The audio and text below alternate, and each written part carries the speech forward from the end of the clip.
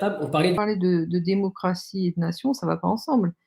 Parce que la démocratie telle qu'elle est, constituée aujourd'hui, sur le modèle, je le répète, du parlementarisme dit représentatif et des banques centrales, ne peut c'est l'antithèse de la nation, en fait, puisque c'est la concentration des pouvoirs dans les mains, de ceux qui détiennent la finance. Donc en réalité, il y a pas du tout de séparation des pouvoirs, donc c'est pas une démocratie. Donc c'est il faut utiliser les termes qui sont des termes propres parce que sinon on rend confus le discours et même on rend confus, l'entente de ce qu'on dit. Les gens en face ne peuvent pas comprendre. En réalité, il faut cesser de considérer que les régimes politiques dans lesquels nous vivons sont des démocraties, ne l'ont jamais été. De la même façon qu'ils ont été l'antithèse de la nation dès le départ. La nation, elle est fondée, sur une cohérence, d'un groupe politique. Or là, il y a plus de politique. Tout a été capté, monopolisé, par des intérêts privés qui sont représentés par cette, finance. Enfin, les grands banquiers, qui ont été aussi des commerçants. Donc c'est à la fois et moi je les appelle les banquiers commerçants parce qu'ils étaient changeurs, ils étaient banquiers, ils avaient une double activité à la fois civile de banque et commerciale, de transactions. Donc transactions de matières premières. Nous ne vivons pas définitivement en démocratie et depuis le début. Simplement, ça a donné l'illusion qu'il y avait un équilibre des pouvoirs et une démocratie pour la raison que j'ai expliquée plus tôt, c'est qu'au XXe siècle, il y a eu cet antagonisme entre le communisme et le libéralisme. Mais ça ne signifie pas que nos régimes intérieurs étaient des démocraties. Ça signifie juste qu'ils ont été soumis à des forces externes plus fortes et qui se contrebalançaient. Mais ça ne préjugeait pas de la qualité interne de nos régimes. Or, maintenant que ces forces externes ont disparu, on peut juger justement de la réalité, de la qualité des régimes dans lesquels nous vivons. Et donc, une fois de plus, ce ne sont pas des démocraties. Et la nation n'a rien à voir là-dedans. Ça a été justement la destruction systématique et systémique de l'idée même de nation. La nation, c'est un territoire qui fonctionne de façon homogène avec les habitants qui vivent dessus et qui échangent de façon, comment dirais-je, harmonieuse, hein, le plus harmonieuse possible en tout cas, au quotidien et puis, dans la vie collective, qui arrive à créer une vie collective. En fait, c'est la formalisation juridique de la nation, l'État, Mmh. l'État-nation. C'est là et c'est là-dessus que enfin, mes travaux portent aussi sur le fait qu'il faut, réinvestir la notion d'État dans sa substance réelle, c'est-à-dire la forme juridique qui consacre, l'existence d'une nation, c'est-à-dire d'un groupe homogène de gens capables de fonctionner de façon, satisfaisante, pour un échange bénéfique, réciproque. Parce que la liberté de circulation, je le répète, est une des grandes revendications de la Révolution française, hein. C'est à leur initiative que c'est à l'initiative des exécutifs locaux que l'Union européenne a été créée. Donc je répète qu'en réalité, le problème, il n'est pas externe, il est interne. C'est-à-dire que c'est parce que nos institutions ont été infiltrées par cette mafia, disons, globaliste, hein, pour parler largement à la fois des banquiers et des grands, industriels qui aujourd'hui sont dans le numérique, les GAFAM et compagnie. Donc en fait, toute cette domination économique, en fait, elle est déjà chez nous. Donc si elle est chez nous, elle cherche à se développer de façon supranationale par le biais des instances européennes, mais on ne pourra pas sortir des instances européennes tant qu'on n'a pas fait de ménage chez nous. Enfin, je veux dire, c'est une évidence même. Donc il faut récupérer sa souveraineté d'abord chez nous pour pouvoir après avoir des gens qui seront en état de dire, bah, maintenant on sort des instances européennes. La façon dont la politique fonctionne, qui n'est pas de la politique, je le répète, qui est de la domination économique, si on ne résout pas ce problème chez nous, on ne pourra pas prétendre le résoudre en Union européenne. Nous avons un tuteur externe qui est le tuteur de la haute finance, on peut dire des Américains, mais en fait c'est les Américains via l'OTAN, via la CIA, via la, la gestion monétaire du dollar en tant que monnaie mondiale. Donc c'est ça notre tuteur. Donc tant que ce tuteur-là reste solide, bah effectivement l'Union européenne est solide. Maintenant, comme ce tuteur-là commence à avoir des moments de faiblesse et que les jours du dollar en tant que monnaie mondiale sont comptés, effectivement, on peut compter aussi que cette soumission va se lézarder. Tant que la finance reste suprémaciste, on ne sortira pas de nos problèmes. Ils pourront changer de forme, mais ils existeront toujours. Donc l'idée, c'est de changer de paradigme. Et changer de paradigme, une fois de plus, ça veut dire réinvestir les habitants des territoires avec le rôle politique qu'ils n'auraient jamais dû perdre. C'est-à-dire que dans leur quotidien, ils doivent être en charge, du développement et du choix, des choix qui impacteront leur vie quotidienne et aussi familiale et aussi collective. L'Allemagne, qui était soi-disant le moteur de l'Union européenne, mais complètement soutenue en sous-main par cette finance, apatride, même elle, elle est sacrifiée et que même étant sacrifiée, les Allemands n'arrivent pas encore à vouloir réinvestir leur champ propre d'activité. Donc, je dirais que c'est pas un problème de forme, c'est un problème de fond. Et ce problème de fond, c'est le problème des rapports de force. Pas une Allemagne nation, c'est une Allemagne soumise à ces puissances financières. C'est ça qu'il faut comprendre. L'Allemagne n'aurait jamais pu ressurgir de la guerre après 2 guerres mondiales qu'elles ont perdues, si elle n'avait pas eu ce soutien considérable et radical et définitif de toute cette finance anglo-saxonne en arrière-plan. Donc l'Allemagne, c'est pas l'Allemagne en fait, c'est comment dirais-je? Des oripeaux, allemands, pour, donner une apparence de nation, alors qu'en réalité, derrière, c'est toujours cette domination financière qui est suprémaciste en fait, hein, je peux pas appeler ça autrement. Il faut comprendre que ces nations n'existent plus déjà. Elles sont soumises par cette puissance financière, dominante et hégémonique et monopolistique, en fait. Il y a plus de pouvoir politique chez nous et ça, encore une fois, ça passe, par, le fait que toute la caractéristique politique est contenue et contrôlée par les partis politiques. Les partis politiques, c'est l'arme de destruction massive de la politique. Ce que je voulais, dire là-dessus, c'est qu'effectivement, tout ce petit milieu, fonctionne en tribu, sur le mode tribal et ce mode tribal, c'est exactement la définition de la mafia. Donc en réalité, nous avons affaire à une mafia, une véritable mafia, et c'est une mafia au sens, comment, méthodique, enfin au sens, de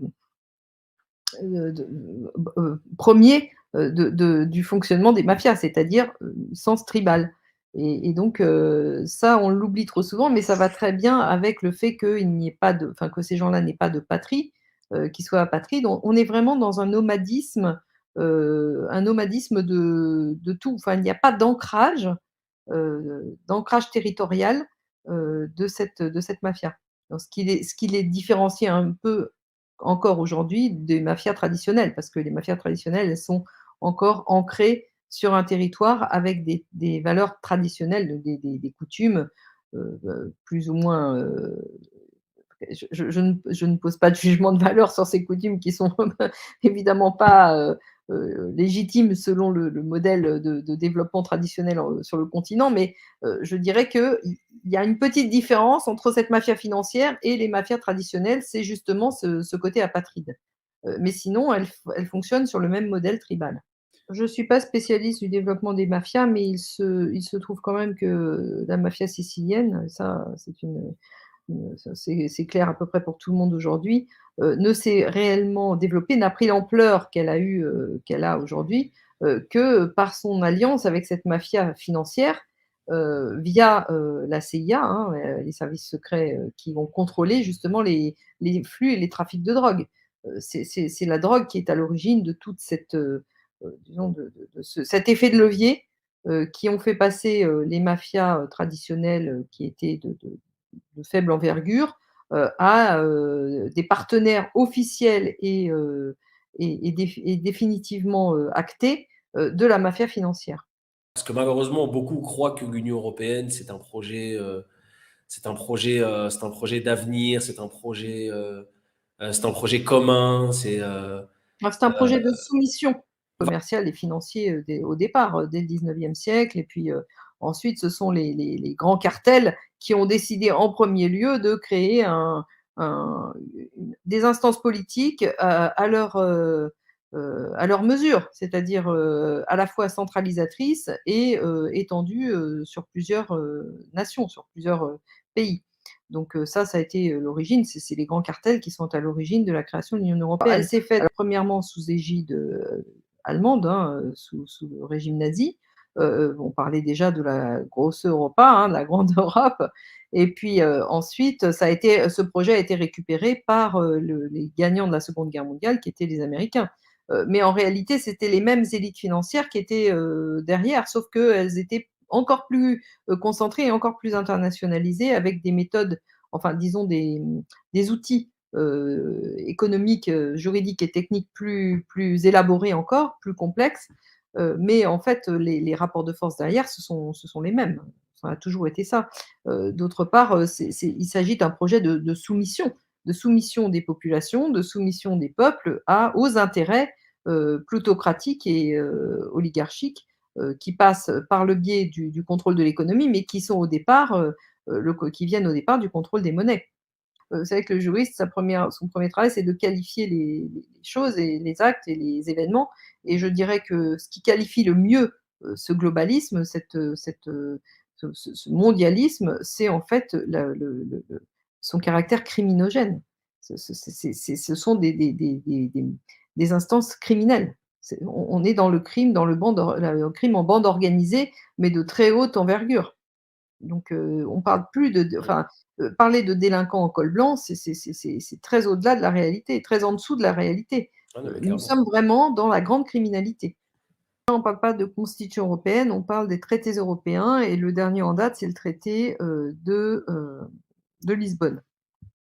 Vous savez que la constitution européenne avait été rejetée par les Français, sur le modèle du référendum et qu'ensuite, Rappelons-le, en le 2005, voilà, traité c'était de en 2005. Lisbonne a été, imposé, par le pouvoir en place, À l'époque, en Nicolas Sarkozy, ouais. passant par, Mmh. le fameux parlementarisme dit représentatif. Donc C'est ça. ça toujours c'est presque pas utile de le rappeler parce que tellement tout le monde l'a en tête, mais je dirais que c'est quand même, poser les fondements du sujet sur lequel on va parler, c'est intéressant. Alors par rapport à la Constitution française, la Constitution française, normalement, est au-dessus de tous les traités. Cependant, elle a intégré, parmi ces multiples modifications, le fait que, il fallait, pour qu'un traité, s'applique et soit pareil enfin, pour qu'un traité puisse être, appliqué, chez nous, s'il y avait des dispositions contraires à la Constitution, il fallait que la Constitution soit modifiée. Donc ils ne se sont pas gênés pour modifier, à de maintes et maintes façons la constitution de façon à pouvoir, rendre les traités, compatibles avec, ce les règles générées chez nous. Mais je ne sais même pas si on peut encore parler de constitution, parce que vous savez bien que quand on établit des règles et qu'on les change en fonction de la pluie et du beau temps, du désir des uns et des autres, c'est plus des règles. On n'est plus déjà de ce fait-là, on n'est plus les gens auraient dû comprendre qu'on n'était plus dans un état de droit. Parce qu'un état de droit, ça suppose qu'il y ait des règles intangibles qui ne soient pas modifiables au gré, de l'humeur des uns et des autres, de la volonté d'un tel ou d'un tel. Donc le fait que les règles fondamentales, qui devraient régir notre vie collective soient modifiables, de façon, quasi instantanée, sur des prétextes, relativement, modeste, enfin je dirais peut-être pour faire plaisir aux uns et aux autres, c'est déjà le signe que nous ne sommes plus en état de droit, dont on se goberge en permanence en disant: «Voilà, nous vivons dans une démocratie et nous sommes régis par l'état de droit». Mais non, en fait, tout ça c'est du baratin et la meilleure preuve en est, c'est que justement, même les traités européens eux-mêmes ne sont pas respectés par ceux qui les ont écrits, alors qu'ils les ont écrits à leur propre service, hein, à leurs propres, avantages, ne sont pas respectés quand, un problème surgit, un nouveau problème surgit et que, ces traités deviennent, un peu gênants. Donc, ils sont violés aussi vite, que la gêne est arrivée. Donc, je dirais que ça, c'est la démonstration évidente selon laquelle il n'y a plus d'état de droit et ça date pas, d'hier. Mais là, je dirais qu'avec, le traité de Lisbonne, c'est devenu, tout à fait, évident. C'est-à-dire qu'avant, c'était un peu plus feutré et puis ça l'était d'autant plus qu'effectivement, il y avait ce contre-pouvoir externe dont j'ai parlé au début, qui étaient les 2 blocs qui se faisaient face entre le bloc de l'Est et le bloc de l'Ouest. Donc, je ne sais pas si je réponds à votre question, mais, Non, c'est non, mais c'est important très clair. Mmh. de comprendre qu'en fait la constitution, elle est modifiée au gré des besoins, de ces forces, qui sont sous-jacentes et qui elles-mêmes génèrent les règles plus hautes et les règles plus basses évidemment. tout ce qu'on appelle le fantasme européen, parce que j'appelle ça un fantasme, ça n'a rien à voir avec les intérêts européens, toute cette construction artificielle autour des institutions européennes et de forces militaires soumises n'ont rien à voir avec finalement des intérêts nationaux. Et donc, il faut que tout ça éclate. Mais vous voyez bien que ça va prendre du temps parce que les habitudes ont été prises, qu'il y a énormément d'argent en circulation et que cet argent sert à corrompre. Vous avez dans tous les pays européens des dirigeants qui ne sont pas au service de leur patrie. C'est une évidence. Ils ont même été précisément positionnés justement pour détruire ces nations. Donc, vous comprenez que la propagande sert à cacher en réalité toute cette réalité pour éviter que la prise de conscience ne se fasse et que des forces réellement patriotiques et efficaces et intègres intègres au sens où elles agiront au service de leur nation, de leur patrie. Tout ça est fait pour que ça n'arrive pas en réalité. Donc c'est là où vous avez toute cette émergence de fausses dissidences, de dissidences contrôlées, d'opposition contrôlée. Ça sert justement à préserver le rapport de force en faveur de l'hégémonie financière globale. Donc c'est très compliqué. Je le répète, en fait, le jeu international aujourd'hui est extrêmement chaotique. Il est imprévisible parce qu'il y a énormément de paramètres qui ne sont plus sous contrôle ni des uns ni des autres. Et c'est-à-dire que le développement des technologies a joué en leur faveur pour concentrer de plus en plus de puissance financière, de puissance créatrice et de richesse aussi, hein, de richesse à la fois matérielle et immatérielle, ce qui fait qu'ils ont tout absorbé en fait. Effectivement, ils ont tout absorbé. Maintenant, je ne me prononcerai pas tout à fait sur ce qui s'est passé avec l'Empire ottoman parce que je ne suis pas assez compétente sur cette question-là. Ceci étant, c'est une des caractéristiques des banquiers de toujours miser sur les deux parties de façon à ne jamais être perdant. Et ça, ils peuvent se permettre ça parce qu'ils n'ont pas de responsabilité afférente. C'est-à-dire que comme ils misent de façon relativement anonyme, en tout cas, ils ne le font pas de façon publique, les perdants ayant toujours tort, ils ne sont jamais pris en défaut, ils ne sont jamais attraits en responsabilité pour le fait d'avoir été déloyal, malhonnête ou voire carrément nocif en développant des mises sur des choses très illicites ou voilà, enfin, en tout cas sur des mercenaires en développant l'usage de mercenariat, enfin, donc de toute façon, il est clair que la révolution industrielle leur a permis un effet de levier qui leur a donné un pouvoir considérable de captation des richesses. Et c'est de là aussi que nos maux actuels viennent. C'est-à-dire que si ces gens-là n'avaient pas pu capter toutes les richesses possibles en déterminant les règles qui leur permettaient de toujours en capter plus, on n'en serait pas là aujourd'hui. C'est parce que en fait, c'est le fruit d'une réflexion, c'est le fruit d'une évolution. En fait, j'ai essayé de faire le lien entre tout ce qui avait marché avant, tout ce qui a marché après, dans nos régimes dits politiques finalement depuis ce qu'on a appelé les grandes découvertes. Hein, Ouais. en fait, Au moins depuis De mise Gaulle, en en tout cas. esclavage généralisé des populations. Enfin bon, on va dire ça grossièrement parce que finalement, ça c'est. Et je dirais que les Anglais ont été la première population à être en esclavage par cette mafia qui s'est développée à la City of London. Donc, on est vraiment dans une guerre entre une petite minorité de gens qui ont pris le pouvoir et qui ont acquis le pouvoir parce qu'ils étaient les seuls à connaître les règles et à anticiper les enjeux, à connaître les enjeux des règles qu'ils évoquaient. Maintenant, on est dans une situation où ces règles-là, elles peuvent être connues de beaucoup d'autres gens.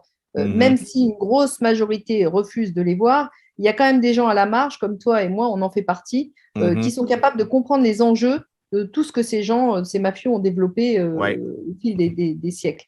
Donc, ils ont perdu quelque part leur monopole de la connaissance.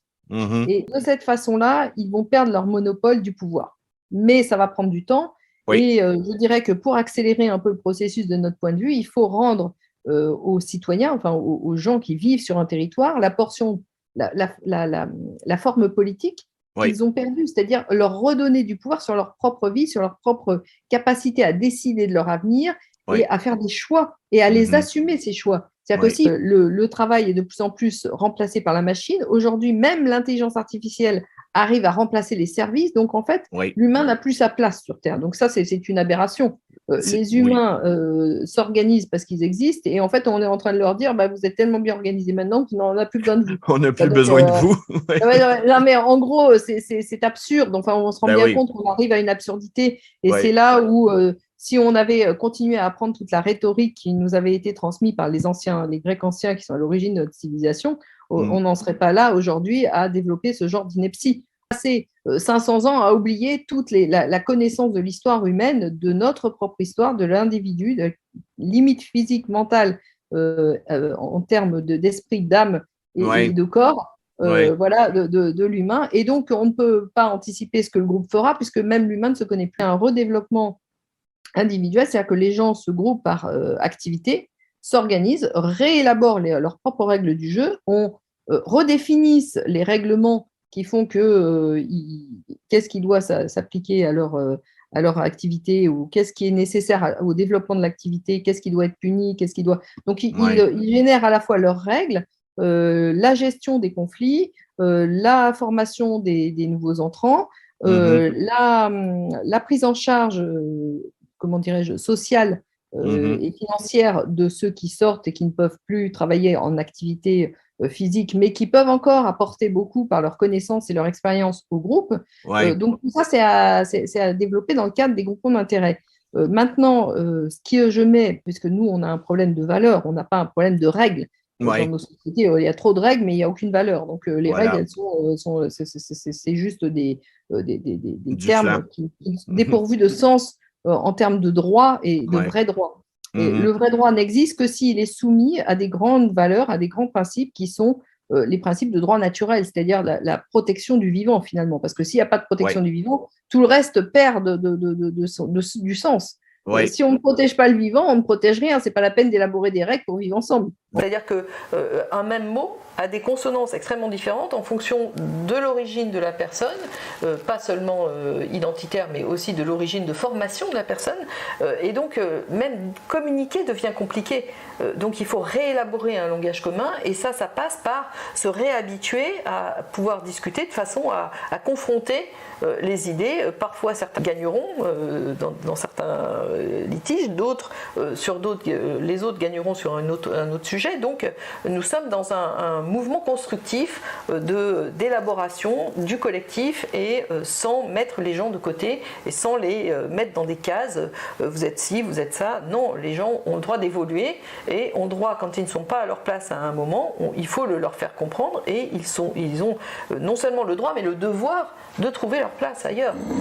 Donc c'est tout un mouvement de réhabilitation aussi du libre arbitre et de la reprise en main de la destinée de chacun par chacun, quoi. Alors, dis-nous quand même 3 mots de Révolu Droit. C'est une démarche de réflexion collective. C'est une démarche de réflexion collective construite, élaborée suite à de sérieuses observations et puis surtout par rapport à la compréhension de ce qui a fait que les choses ont mal tourné en fait. C'est ces rapports de force qui ont été dans lesquels il n'y a plus de rapport de force au final parce qu'on a supprimé tous les contre-pouvoirs.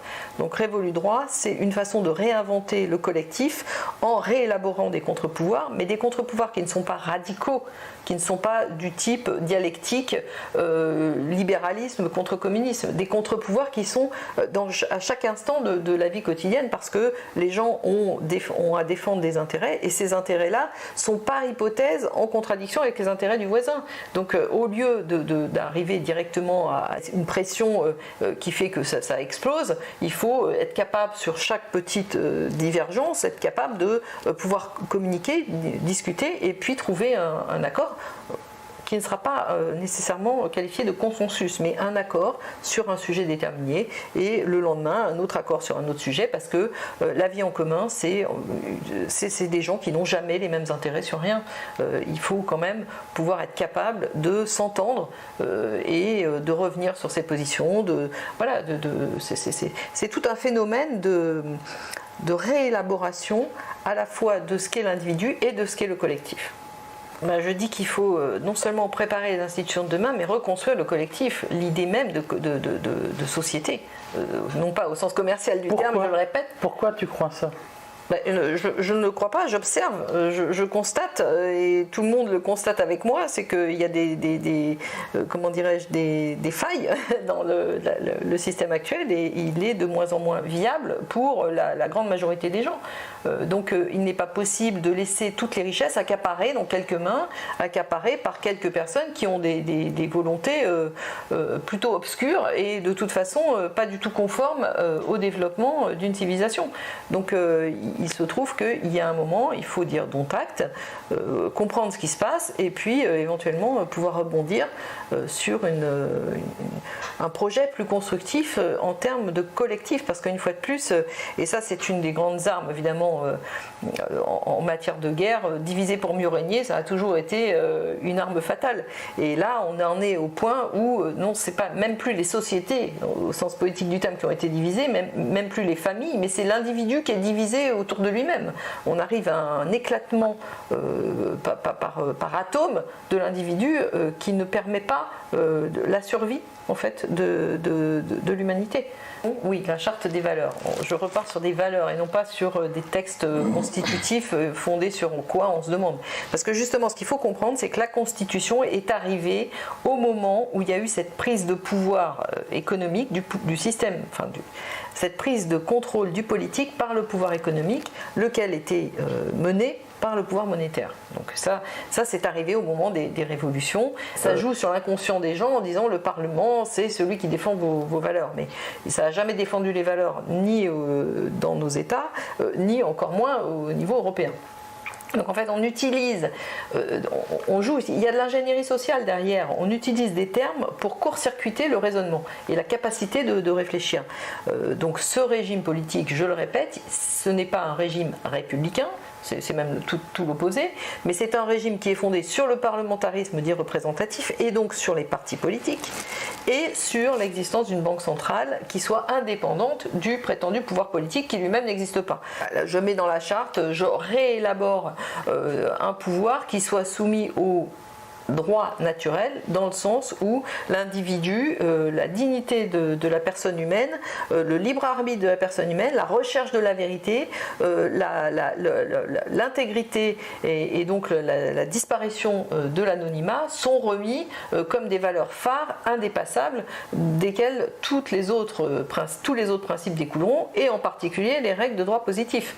Donc je réélabore en fait toute la société occidentale telle qu'elle s'est construite sur les 1500 dernières années autour ce qu'on a appelé à l'époque le droit continental qui évolue, dont la filiation naturelle aboutit à ce que j'ai élaboré comme principe de valeur supérieure. La morale, au sens que je viens de décrire, recherche de la vérité, gestion du conflit par, non pas l'émergence d'un principe de conflictualité, mais par la capacité à rediscuter les uns avec les autres, la réémergence de tous les intérêts individuels et collectifs qui font qu'une société existe, par le fait que l'anonymat qui est source d'irresponsabilité disparaisse, par le fait que la personne humaine doit être respectée, et ça c'est le premier principe, la dignité humaine, le respect de la personne humaine, qui n'est absolument pas dans le champ commercial, et ça il faut quand même bien le réélaborer, avec le fait que l'individu se définit notamment par son libre arbitre. Et donc c'est dans ce sens-là, oui, je réinvestis la morale précisément dans cette direction-là. L'imposture du régime actuel ne tombera pas tant qu'il est maintenu par les armes, en fait, par la force, par des pouvoirs de type force publique, qui sont là pour défendre un régime qu'elles ne comprennent pas elles-mêmes. En fait, le problème, c'est que ce pouvoir ne va pas s'effondrer tant que les Français ne le comprennent pas, tant que les gens qui continuent à l'accepter. Et le problème, c'est que pourquoi l'acceptent-ils ? C'est parce qu'ils ne comprennent pas les rapports sous-jacents, les rapports de force sous-jacents. Ils ne comprennent pas que tout a été une imposture. Et donc, expliquer que c'est une imposture et expliquer pourquoi, il n'y a pas de séparation des pouvoirs dans nos régimes. Ça encore, c'est une imposture. Et je dirais que les juristes ont été les premiers coupables.